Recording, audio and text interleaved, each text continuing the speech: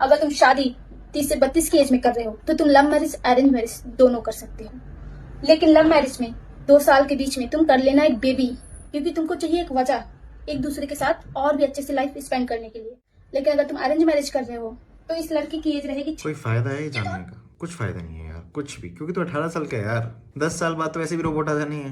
जब घर का काम, जब बर्तन रोबोट धो पाएगा तो हमें वुमेन की कहाँ जरूरत है? देखो कहाँ जरूरत है ना, आप समझो इस बात को। तो कोई जरूरत नहीं है हमें। हम बात करते हैं कि हम मंथ स्टैक को 6 महीने में कैसे निपटाएंगे, ठीक है? अगर मंथ स्टैक को 6 महीने में निपटाना हो, जिसपे लोग 2 साल 3 साल निपटा देते हैं, टाइम बर्बाद करते हैं, सिंपल सी बात है। तो 6 महीने में अगर करना हो, देखो 6 महीने के लिए कुछ रूल्स हैं कि आपको रोज कम से कम भी आपको 2 घंटे तो पढ़ना है और 3 घंटे उसको रिवाइज करना है। तो पहले दिन के आपको 4-5 घंटे तो देने पड़ेंगे। अगर 4-5 घंटे दोगे तब जाके मंथ स्टैक 6 महीने में होगा, नहीं तो नहीं होगा। देखो अब ये शुरू कैसे होगा मंथ स्टैक, मतलब 6 मंथ के लिए करना क्या है वो मैं आपको समझा देता हूँ, वो कैसे करना है, ठीक है?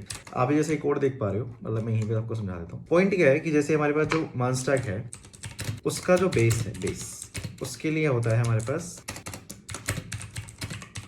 HTML CSS JS, ठीक है? तो HTML CSS JS तो आपको आनी ही चाहिए। आप मंथ स्टैक करो या कोई भी स्टैक करो, HTML CSS JS इज जरूरी, ठीक है? अब HTML एंड CSS, देखो वो HTML CSS वेब डिजाइनिंग का पार्ट है, उसमें कुछ ज्यादा पंगेबाजी नहीं, बट आनी चाहिए, बट ज्यादा पंगेबाजी करनी नहीं आपको। तो मैक्स टू मैक्स इसको आपको देने हैं 15 दिन। HTML और CSS को मिला के मैक्स 10 से 15 दिन आप इसको दोगे, इससे ज्यादा मत देना।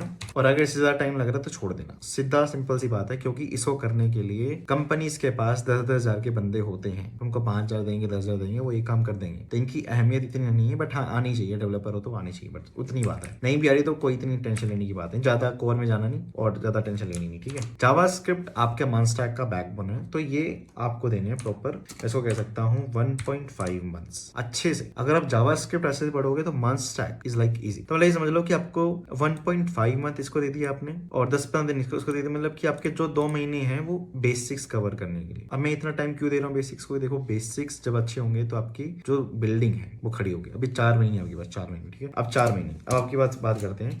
फिर आप स्टार्ट करो रिएक्ट के साथ,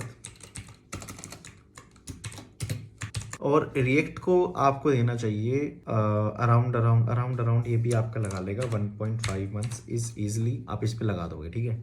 फिर आता है हमारे पास रिएक्ट के बाद आता है नोड, है ना? बैक एंड डेवलपमेंट आ जाते हैं। चलो तो नोड की अगर बात की जाए तो अराउंड नोड एंड एक्सप्रेस एक साथ ही होगा, तो नोड एंड एक्सप्रेस आपका एक साथ होगा, तो ये अराउंड आपका लगा लो 1.5 ऊपर हो गया, मतलब 2, 3, 3.5। इसको आप दे दो कितने, 2 महीने दे दो max to max. Back end development क्यों इतना टाइम लगाना है? क्योंकि बैक एंड डेवलपमेंट यार ये समझ लो कि इसमें ना बहुत ज्यादा बिजनेस लॉजिक आप लिखते हो ना, बिजनेस लॉजिक की बात करते हैं तो ज्यादा है, तो ज्यादा लगता है टाइम, इसमें कोई दिक्कत नहीं है, ठीक है?